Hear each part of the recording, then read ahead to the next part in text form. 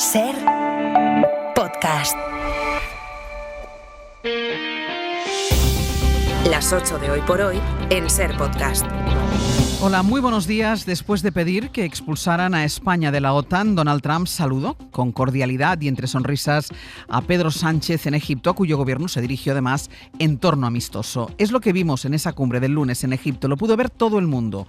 Y por eso mismo le preguntamos ayer aquí al presidente del gobierno, que dijo que las cosas estaban bien con los Estados Unidos. Es que nunca hemos estado lejos, Estados Unidos y España, más allá de lo que pueda ser la evidente discrepancia que podemos tener en muchas políticas. El presidente estadounidense y un gobierno de coalición progresista como es el que ahora mismo hay en España, las relaciones entre Estados Unidos y España son muy positivas y muy profundas, están muy consolidadas. Es decir, la cifra de gasto en defensa de España por ahora es inamovible.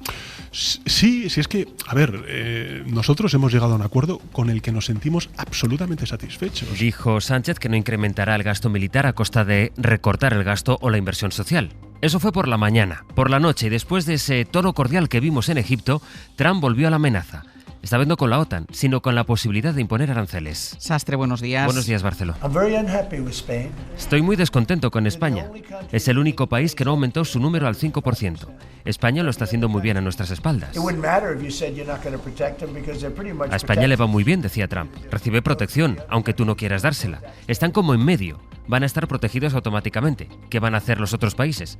No importa si dijeras que no les vas a proteger porque están bastante protegidos. Así que ¿qué van a hacer? ¿Pasar por los otros países y atacar a España? No creo. Así que lo que propone Trump es: siempre pienso en darles un castigo comercial a través de aranceles. Puede que lo haga.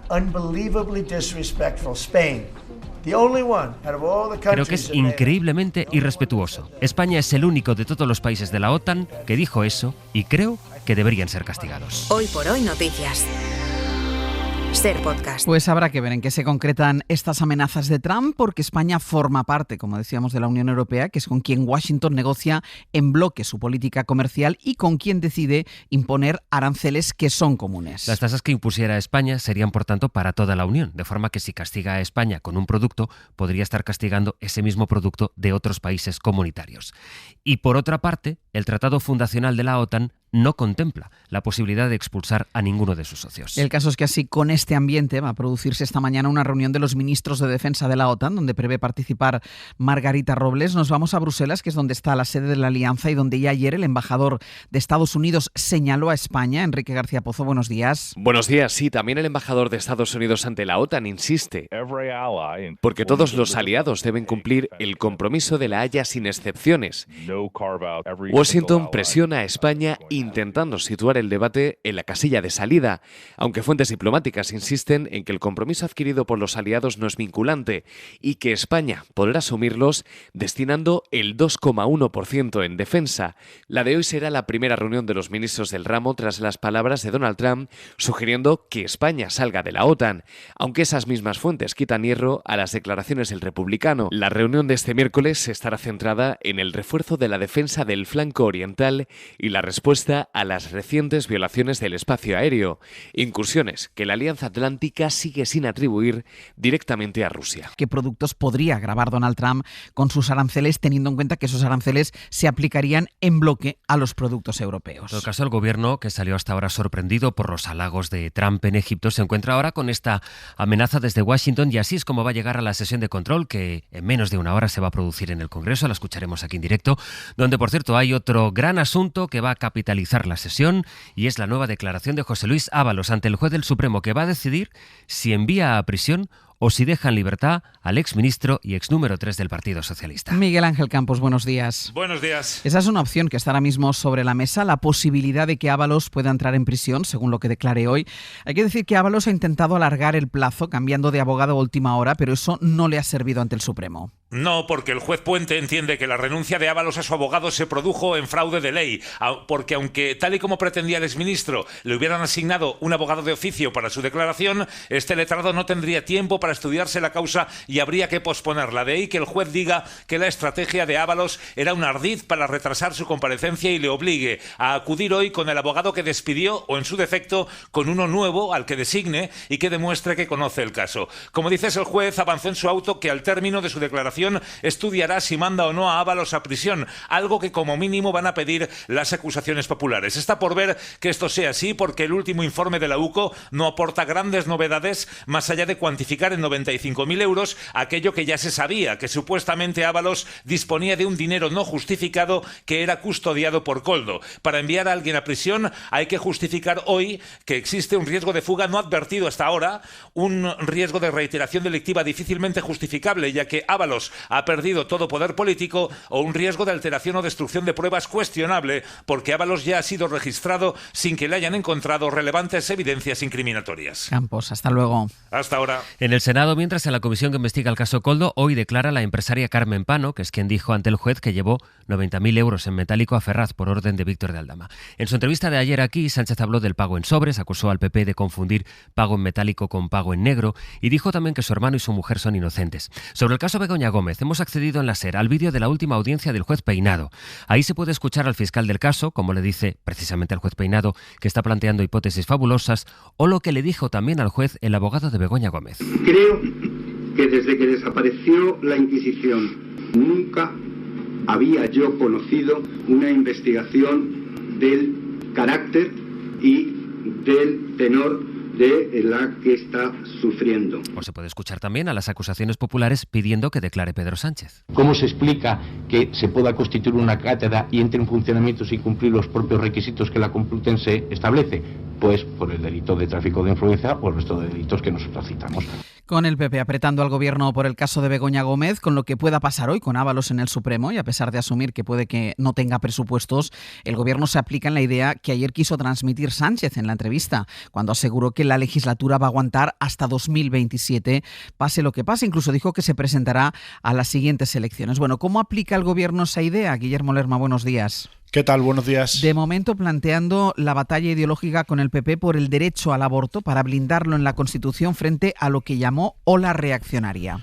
Sí, en la Moncloa son conscientes de que hay muy pocas opciones de que ese blindaje constitucional del derecho al aborto prospere. Necesitan sí o sí de la participación del PP en el trámite parlamentario, pero lo que busca el Ejecutivo es, como dices, dar sobre todo la batalla frente a la ofensiva que la derecha, dicen, está planteando contra este derecho de las mujeres solo por su pugna electoral con la ultraderecha de Vox. PSOE y Sumar buscan, por tanto, la manera de mantener vivo el debate para exprimir la división que este asunto genera en el seno del PP, más en concreto entre Génova y la Comunidad de Madrid, a quien interpelaron ayer desde el presidente del Gobierno, a quien hoy por hoy a la ministra de Sanidad tras la reunión del Consejo. Pero sí que espero, y me gustaría además que un partido de Estado como es el Partido Popular le exija a la presidenta de la Comunidad de Madrid a cumplir con la ley. Se ha creído que está por encima de la ley, pero también se ha creído que está por encima del derecho de las mujeres. Le recomiendo a la señora Ayuso que recoja cable. Sánchez se mostró ayer abierto incluso a la posibilidad de convocar un referéndum sobre este tema, algo que añadiría más presión al PP. Además de pactar el texto para la reforma de la Constitución, la coalición envió ayer de nuevo a las comunidades un requerimiento, esta vez formal, para que aprueben el registro de médicos objetores. Guille, gracias. Hasta luego. Respondió Ayuso a Pedro Sánchez. Se lo digo porque hoy se ha dirigido a mí, como la semana pasada, en tono machito, sobre el tema del aborto. Y le voy a explicar que soy mujer, que soy una mujer libre, y que lo he sido toda mi vida, que he sufrido 2 bebés, la pérdida de 2 bebés. He sufrido 2 veces, por desgracia, el drama del aborto. Sé lo que es. ¿Tengo que recibir lecciones del presidente del Gobierno? Fue llamativo que Ayuso compareciera ayer a la misma hora en la que Feijóo estaba anunciando una propuesta a la que la dirección del PP quería dar toda la importancia. Explicaba su plan para la inmigración con la que quiere frenar el auge de Vox en las encuestas. La nacionalidad española no se regala, se merece. La nacionalidad española no se regala, se merece. El plan de Feijóo plantea que los inmigrantes acrediten en un examen un nivel medio alto de español y un conocimiento institucional, legal, cultural e histórico del país. David Junquera, buenos días. Buenos días. Pues según Feijóo, sus propuestas no tienen ni un pelo de Vox ni un pelo del Partido Socialista. Hay 2 formas de que la inmigración irregular siga siendo un problema. Una es la que propone el Gobierno, no hablar del tema porque creen que no les da votos. Y otra, la que propone Vox, hablar del tema sin ofrecer soluciones posibles porque creen que así consiguen votos.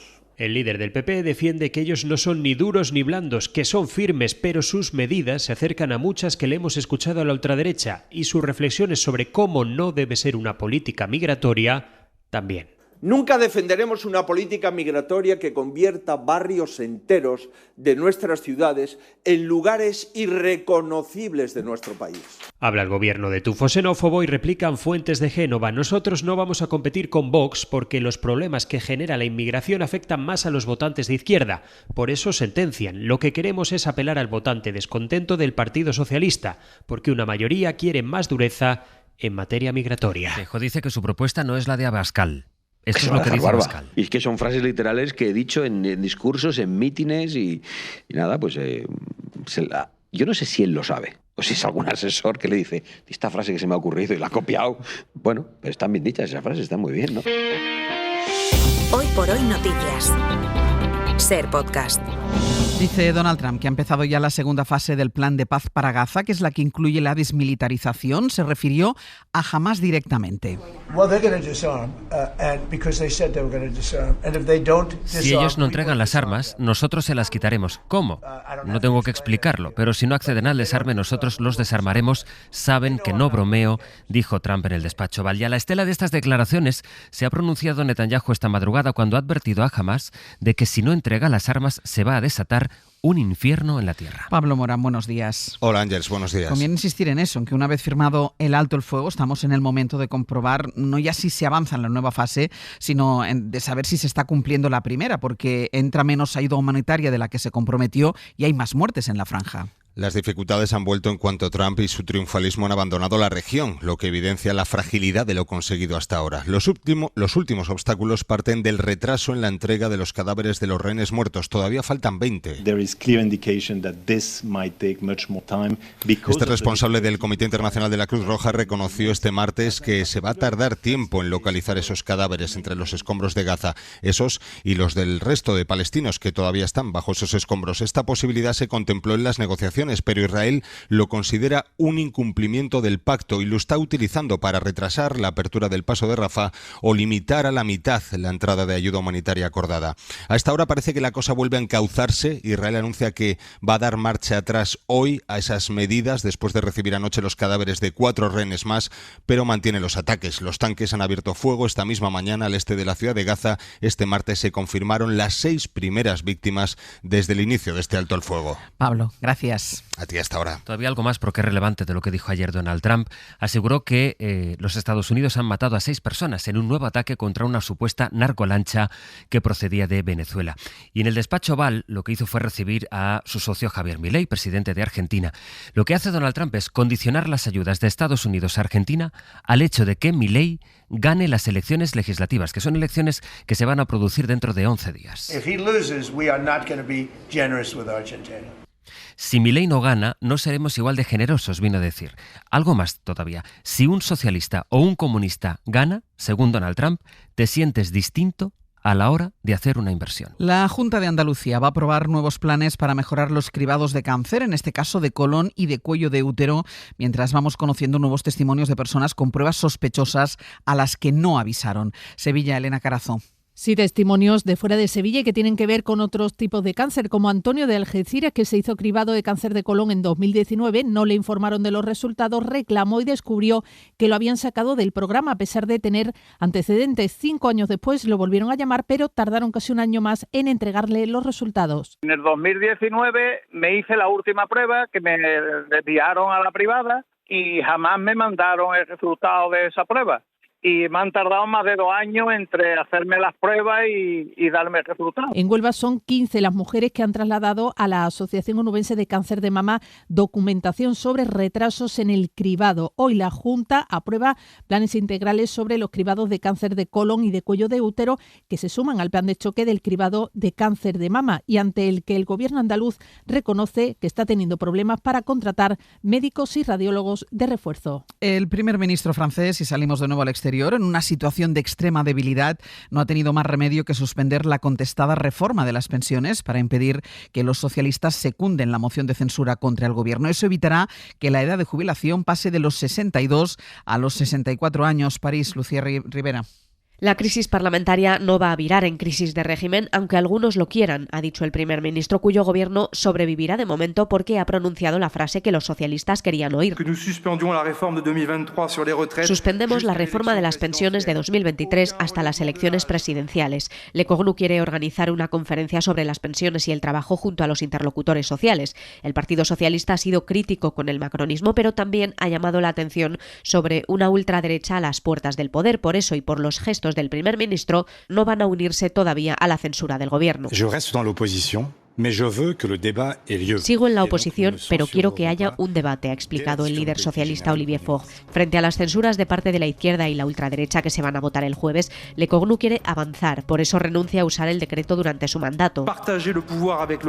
Para compartir el poder con el Parlamento, eso dice también es una ruptura. Así la Asamblea y el Senado trabajarán sobre unos presupuestos que tienen como objetivo situar el déficit por debajo del 5% del PIB en 2026. Y hay todavía una coordenada económica más que completa el dibujo de la actualidad, el Fondo Monetario Internacional, que mantiene sus previsiones y sitúa a España como la economía avanzada que más crece este año. Calcula un crecimiento del 2,9%, impulsada por el turismo, la creación de empleo y los fondos europeos. España duplica el ritmo de la eurozona y volverá a crecer un 2% el año que viene, según estas previsiones. Para no perderte ningún episodio, síguenos en la aplicación o la web de la SER, Podium Podcast o tu plataforma de audio favorita.